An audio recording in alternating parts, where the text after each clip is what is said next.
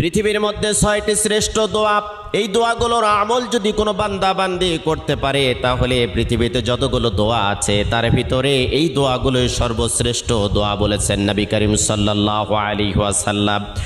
কোনো বান্দা বান্দি যদি যতই বিপদে থাক, কষ্টে থাক, দুর্ভিক্ষে থাক, উৎকণ্ঠার মধ্যে থাক না কেন, সকাল থেকে সন্ধ্যা পর্যন্ত যদি কোনো বান্দা বান্দি দরুদ শরীফের আমল করতে পারে, রাতের বেলা যদি দরুদ শরীফের আমল করতে পারে, হাজারো অশান্তির দাবানল থেকে আল্লাহ রাব্বুল আলামিন শান্তি দান করবেন। 1 নম্বরে দরুদ শরীফের আমল করবেন। 2 নম্বরে ইস্তেগফার। আপনার মুখটা এমন হয়ে যাবে আল্লাহ রাব্বুল আলামিনের কাছে দোয়া করার সাথে সাথে আপনার দোয়াটা কবুল হয়ে যাবে। সব সময়ের জন্য পড়বেন আস্তাগফিরুল্লাহ আল্লাযী লা ইলাহা ইল্লা হুয়াল হাইয়ুল কাইয়্যুম ওয়া আতুবু ইলাইহি। যদি না পারেন তাহলে পড়তে থাকবেন শুধু আস্তাগফিরুল্লাহ। 3 নম্বরে আপনি পড়বেন ইয়া যাল জালালি ওয়াল